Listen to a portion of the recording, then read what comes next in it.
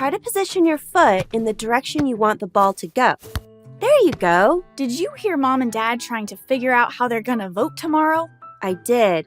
I don't know how they're going to do it. One of them needs to take me to volleyball practice. And one of them has to take me to chess club. Voting seems like such a hassle, though. Who has time to do all the research and then go wait in line?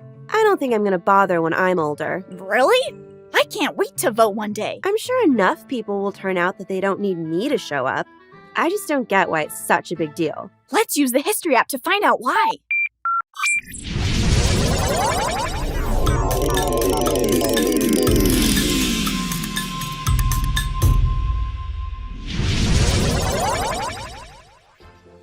Good heavens! What do we have here? So sorry to come barging into your home like this, ma'am. My name is Layla, and this is my little brother, Leo. We've traveled from the future. You did give me quite a start, but welcome, children. My name is Susan Brownell Anthony, but everyone calls me Susan B. Anthony, anti-slavery activist and proud women's suffragist at your service. Suffragist? That sounds like a horrible thing. It kind of does, doesn't it? Although harsh sounding, a suffragist is a person who is fighting for women to have the right to vote. I think I'm seeing why the app brought us here. You see, Miss Anthony, my sister and I were talking about voting earlier.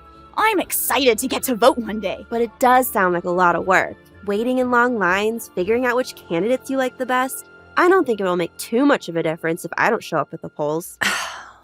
Dear Layla, there is a lot to unpack with what you've just said. Uh-oh. Why do I feel like Miss Anthony is about to school you?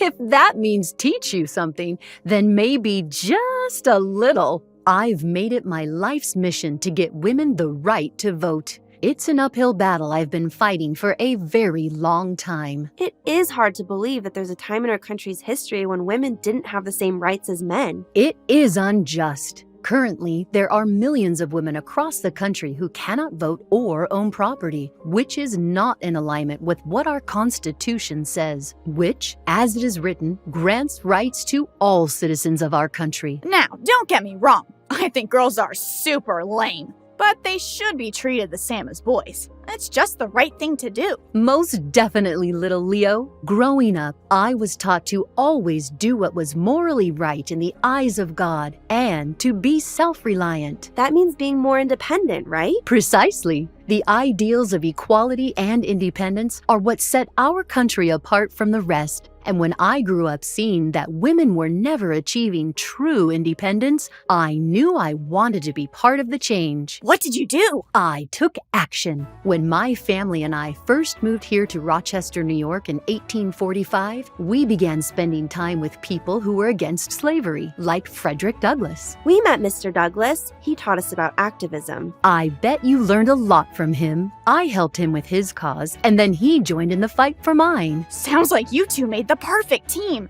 Frederick was a dear pal, but in 1851, the world wouldn't know what hit them when I joined forces with my closest friend and colleague, Elizabeth Cady Stanton. Sounds like we're going to learn about some real girl power. That's right. Hold on to your bloomers, Miss Layla. We had had enough of the inequalities women were facing. The last straw for me was when I wasn't allowed to speak at a convention just because I was a woman. What? That's so unfair. You're telling me. That's when I realized our voices weren't being heard. There never will be complete equality until women themselves help make laws and elect lawmakers. Is that when you finally changed the laws? If only it were that easy. We've taken small steps, but the direction of our path is always moving forward and never looking back. Elizabeth and I began traveling around the country, making speeches and petitioning for the women's right to vote. How did that go? Our reception was mixed. Some people agreed with our cause, while others didn't. Some called us names and threw things at us. Oh man, that's awful. It was, but Elizabeth and I are no quitters. We began organizations like the New York State Women's Rights Committee and the National Woman Suffrage Association. We even created our own newspaper called The Revolution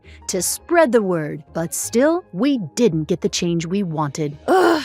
What's it gonna take? It would take something radical. I wanted to wake everyone up and let them know that we wanted to be taken seriously. What did you do?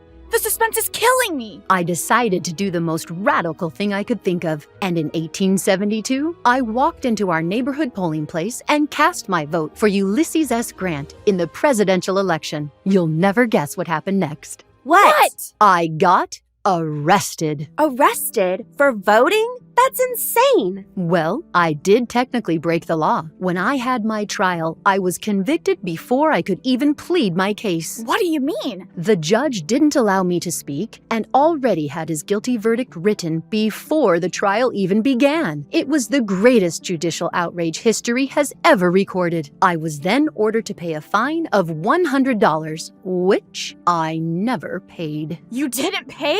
Weren't you scared? I'm scared when I get overdue library fines. That's very responsible of you, Leo. But I chose not to pay to prove a point that it is not a crime for a citizen to vote. That's heartbreaking, Miss Anthony. I had no idea you went through all of that. And here I am, complaining about not even going to vote because it's too much of an inconvenience. It hasn't been an easy journey, but I will gladly endure the challenges today so that all women, including you, Layla, will one day get to vote without even giving it a second thought. I only wish I could live another century. I do want to see the fruition of the work for women. You're right, Miss Anthony. I was wrong to take all your hard work for granted. Many young people believe that all the privileges, all the freedom, all the enjoyments which a woman now possesses always were hers. They have no idea of how every single inch of ground that she stands upon today has been gained by the hard work of some little handful of women of the past. And you are definitely one of those women, Miss Anthony. You bet your bottom dollar I am. Thank you, Miss Anthony. You've really opened my eyes. You're welcome, children. And Layla, when you cast your first ballot, do so proudly and never forget the women who fought for you to be able to do so. Thanks for skipping your volleyball practice today. It was cool of you to skip chess club too, Leo, so we could all go to the polling place together as a family. Mom and I filled out her sample ballot beforehand. It wasn't as much work as I thought it would be. See? I couldn't help but think of Susan B. Anthony and all the work she did so that Mom could just walk right in. When I'm old enough, I'll never miss a chance to vote. I have a right for my voice to be heard, and I won't take that right for granted. I think Susan B. would be very proud of you. If you like time traveling with Leo and Layla, watch more of their adventures at PragerUkids.com and don't forget to subscribe.